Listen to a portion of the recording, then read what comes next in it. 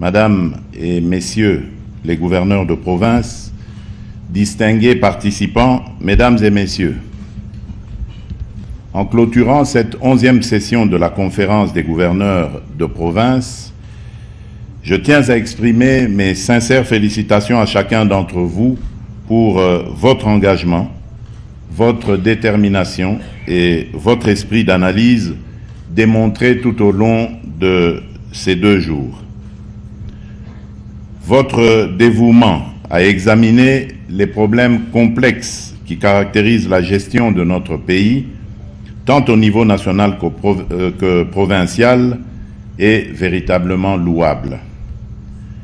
Cette session nous a offert l'opportunité de plonger en profondeur dans la thématique de la gouvernance provinciale, reconnue comme un facteur clé de réussite du programme de développement local des 145 territoires.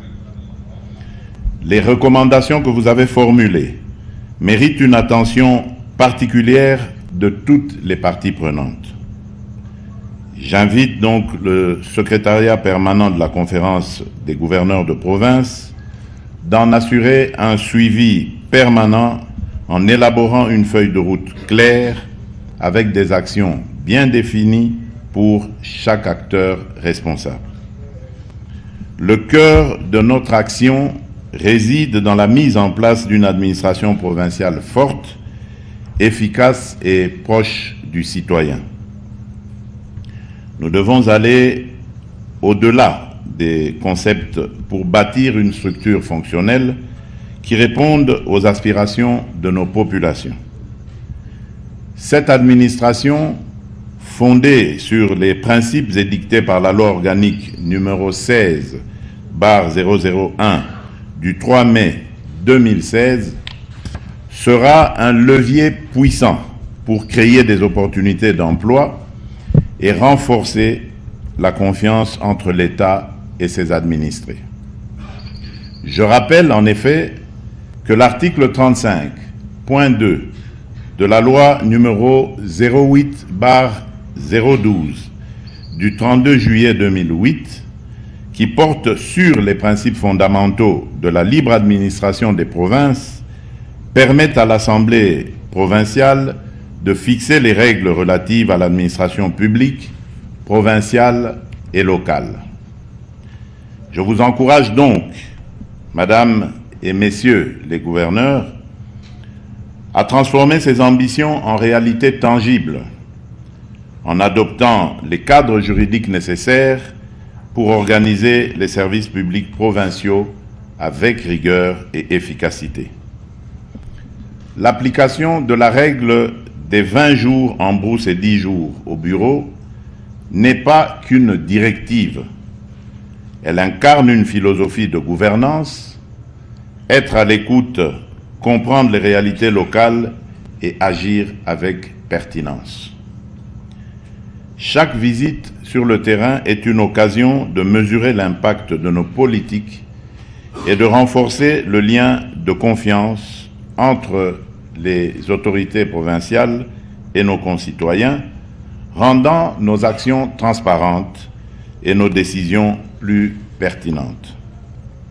Ceci sera l'occasion pour vous de faire un meilleur suivi du PDL 145T afin que vous vous assuriez et appropriez les résultats de ce dit programme.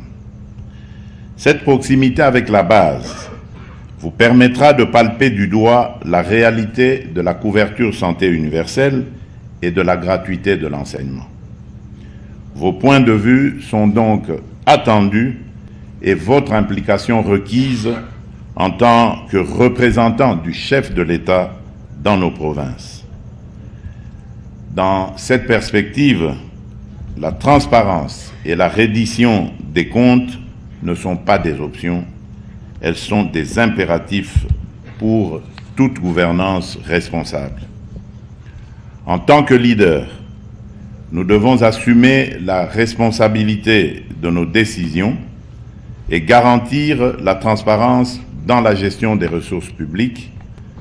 Je vous exhorte à mettre en place des mécanismes robustes de suivi et d'évaluation afin que chaque action publique puisse être mesurée à l'aune de son impact réel.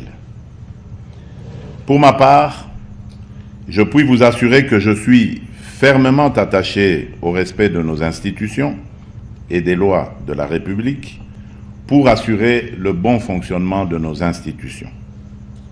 Je n'hésiterai donc pas, si cela est nécessaire, à exercer mes prérogatives constitutionnelles afin de garantir que la gestion de nos provinces reste conforme aux attentes du peuple et aux aspirations de la nation. La stabilité de nos institutions ne saurait être compromise par des querelles de pouvoir ou des pratiques contraires à l'intérêt général. Enfin, pour résoudre les différends liés aux limites entre territoires qui affectent nos communautés, je m'engage à mobiliser l'expertise de l'Institut géographique du Congo afin que ces questions soient traitées avec professionnalisme et impartialité. Cette démarche contribuera à consolider la paix et l'harmonie entre nos communautés. Mesdames et messieurs, c'est dans la synergie de nos efforts et la clarté de notre vision que se trouve la clé du développement de notre nation. En clôturant cette session, je vous invite à plus d'innovation, davantage de pragmatisme, qui devrait déboucher sur des actions concrètes, car c'est sur les résultats que le peuple nous évaluera. J'attends de chacun de vous une transformation réelle et profonde de nos provinces en lien direct avec mes 6 engagements. Je compte sur vous. Ensemble, unis par une même vision, nous bâtirons une République démocratique du Congo forte, prospère et solidaire. Ainsi donc, je déclare close la 11e session de la conférence des gouverneurs. Je vous informe que la prochaine session, la 12e donc, aura lieu à Kolwezi, dans le Lualaba, au mois de juin de l'année prochaine.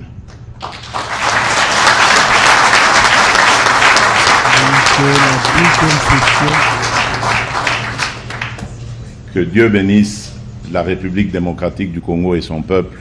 Je vous remercie. La province est gouvernée par Sakina Seka Saini et c'est là